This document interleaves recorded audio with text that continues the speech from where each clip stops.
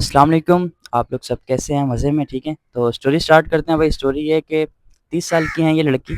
अब इनका रिश्ता आता है 40 साल के लड़के का। अब जो 40 साल का लड़का ये बता रही हैं भाई, वो बोल रही हैं कि बंदा फाइनेंशियली सेट है, हर चीज़ें सेट हैं उसकी, बट घर वगैरह अपना नहीं है।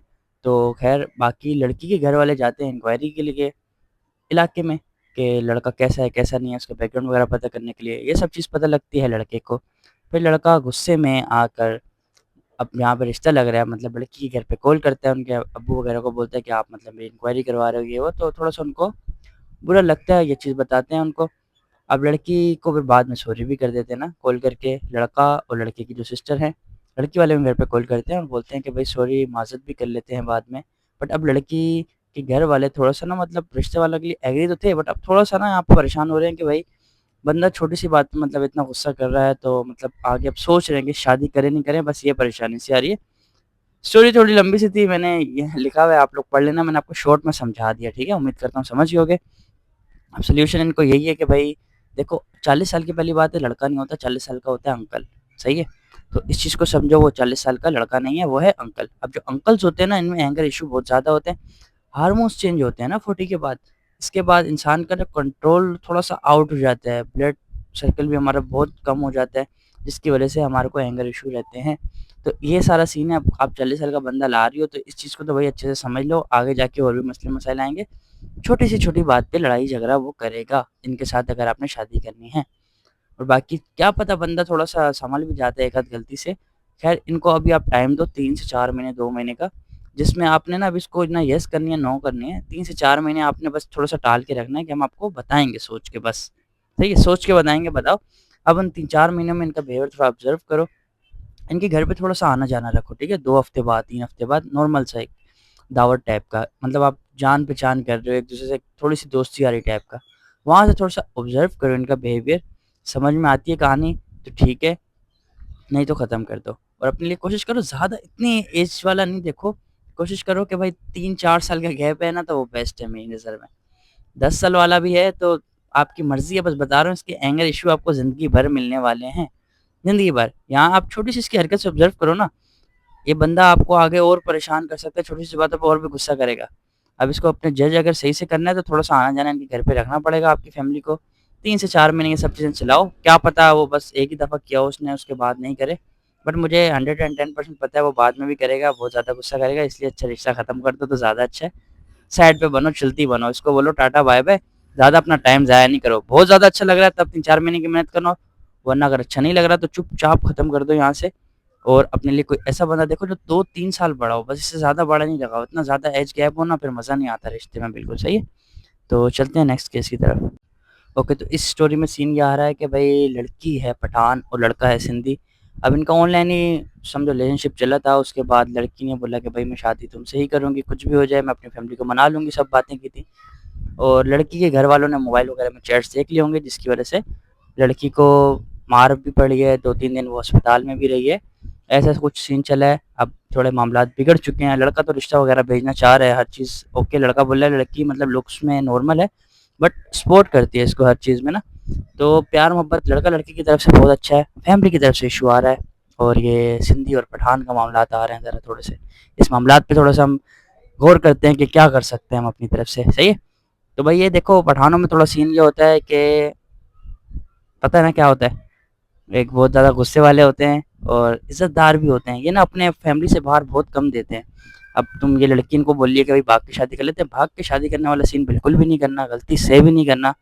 क्योंकि देखो बाद में हो जाएगी दुश्मनी। जब दुश्मनी हो जाती है ना फिर बढ़ानों की, फिर बड़ा मसला ख़राब हो जाता है। वो फिर कुछ भी नहीं देखेंगे, साल बाद, 2 साल बाद, 5 साल बाद तुम लोग कहीं दिखोगे, वो अपनी वाली को भी मार देंगे, तेरे को भी मार देंगे। भगा के कभी भी ये वाला स्टेप तो लेना नहीं है। करना क्या है, अभी ये मामलात गरम, सही है, अगर अभी-अभी मार-वार पड़ी है ये वो, 1-2 महीने तुम लोग सब्र करो, दोनों। एक लड़की को तो साइड पे रख ले भाई, लड़की को बीच में नहीं लाना, वो एक बार पिट चुकी है, दूसरी बार उसको पता नहीं मारेंगे भी नहीं, उसको वैसे ही पहुँचा देंगे ऊपर। उसको तो बीच में कुछ बोलना नहीं है, ना उसको डिप्रेशन में देना है। लड़की को तुम बिल्कुल खामोश कर दो, जो करना तुमने करना, तुमने ये करना है। 1 से 2 महीने तो अभी बिल्कुल गैप दो, कुछ भी नहीं करना, बिल्कुल लड़की से बातचीत भी बिल्कुल नॉर्मल कर दो। हाय हेलो बिल्कुल कम कर दो, 1-2 महीने थोड़े मामलात ठंडे हो जाएँगे, फिर उसके बाद अपने तुम अपने कोई जो बड़े होते हैं ना, मौलाना वगैरह टाइप, पठान लोग थोड़े से ना इज़्ज़त के साथ जाओगे ना, बहुत प्यार, एहतराम के साथ बड़े-बड़े लोग बैठेंगे, कोई लड़ाई-झगड़ा नहीं होगा, बैठ के मामलात तय हो जाएँगे, जो भी चीज़ें होंगी, बाकी वो किस्मत के मामलात हैं।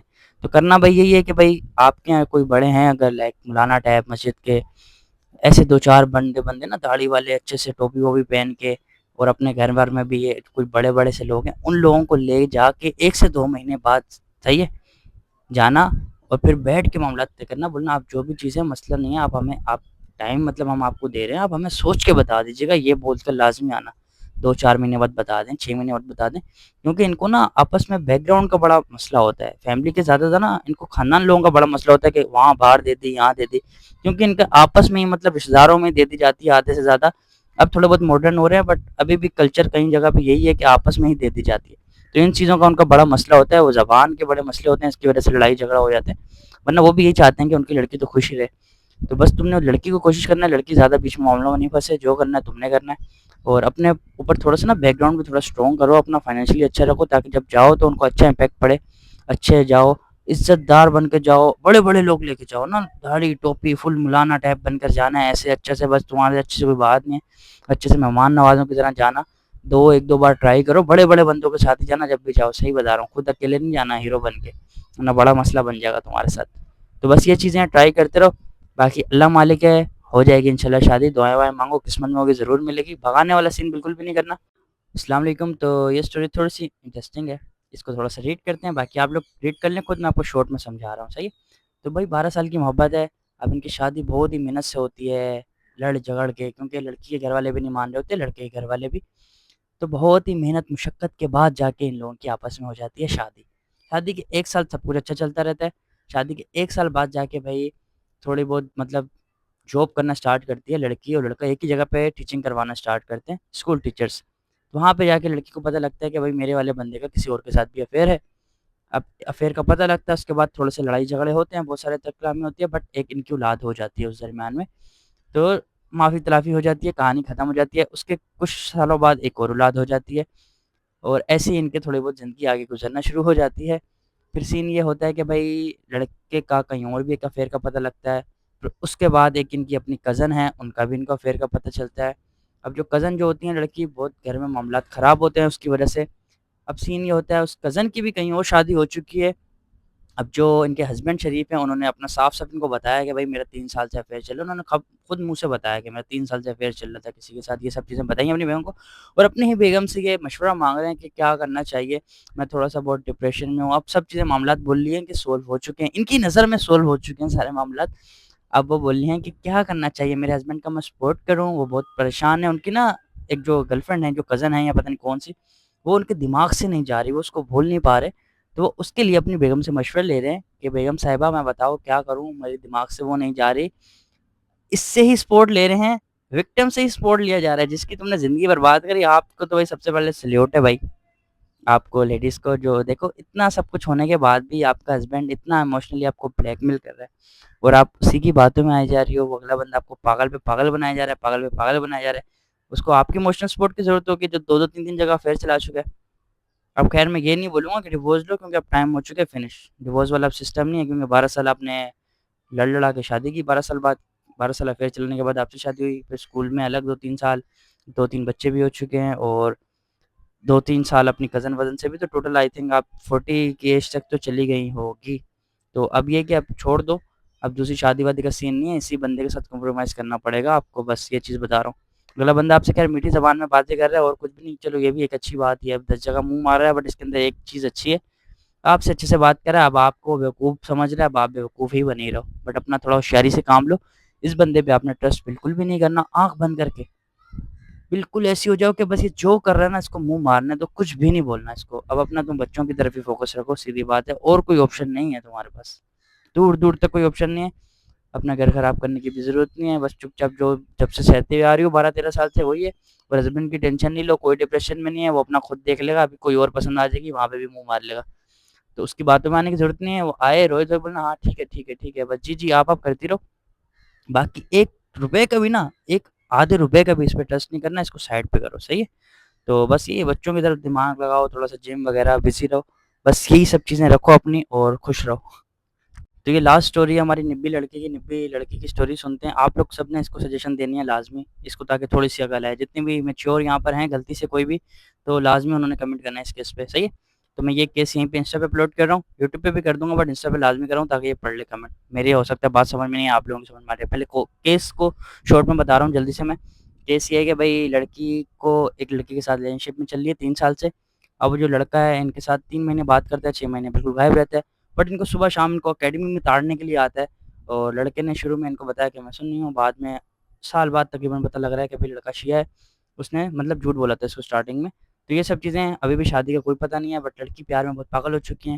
और लड़की बोल रही है कि मैं इससे मिलती भी नहीं हूँ, बिल्कुल भी नहीं मिलती हूँ, बट मैं इसके प्यार में बहुत पागल हूँ, मैं इसके बगैर नहीं रह सकती हूँ। ऐसे टाइप की बोल रही है। और लड़का बस इनको इमोशनली पागल बना रहा है, इनके सामने मतलब रहना चाह रहा है, सामने आता है, इनको ताड़ता है, बट इनसे बातचीत नहीं करता, कुछ इनका चल ही नहीं रहा सीन, और शादी रिश्ता-विश्ता कुछ भी नहीं है दूर-दूर तक। लड़की प्यार में पागल है। क्यों पागल है? अब ये आपने इससे खुद पूछना है कि क्यों पागल हो तुम प्यार में?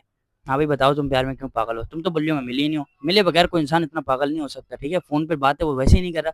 तुम्हें किस चीज़ की लत लगी है उसकी? मुझे ये तो बताओ तुम, किस चीज़ की लत लगी है तुम्हें? तुम बोल रही हो मैं उससे मिलती नहीं हूँ। 3 साल एक बंदा रिलेशनशिप रखे और मिले नहीं, मैं कभी ज़िंदगी में नहीं मान सकता। और रही बात कि ये तब होता है कि लड़का लॉन्ग डिस्टेंस में हो। तुम्हें अकेडमी में ताड़ना आ रहा है ना, तो तुम्हें लेके पटकने भी जाता होगा। अब वो बात अलग है, तुम मुँह से कबूलो नहीं, तुमने मुझे कोई बात पूरी बताई नहीं है, वो तुम्हारी अपने मसले हैं सारे, पूरी बात नहीं बताओ, मैं भी पूरा सॉल्यूशन नहीं बता सकता। बस ये बताऊँगा पहली फुर्सत में इस लड़के को कोशिश करो ब्लॉक करो, कट जाओ। और बाकी की यही स्टोरी है, ये सीन है, ये आप लोग खुद ही सजेशन दे दो इसको जो देनी है। मैं तो बस यही बोलूँगा चुपचाप इसको ब्लॉक कर, दफ़ा कर, बेकार बंदा है, ₹1 का नहीं है।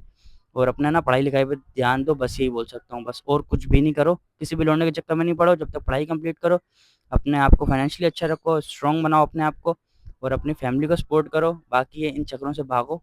इस बंदे से रिश्ता लगाना जो बंदा आपसे समझो बहुत अच्छा आपको सपोर्ट करे, बहुत आपकी इज़्ज़त करे, बहुत रिस्पेक्ट करे, उस बंदे से रिश्ता लगाना। ऐसे बंदों को ना, ये ताड़ू ऐसे पता नहीं तुम्हें कितने मिल जाएँगे, ठीक है? बाकी अल्लाह हाफ़िज़, ख़्याल रखना। बाकी किसी को भी कोई क्वेश्चन हो, इंस्टा पे भाई को मैसेज कर देना, और अल्लाह हाफ़िज़। Bye bye. Bye bye.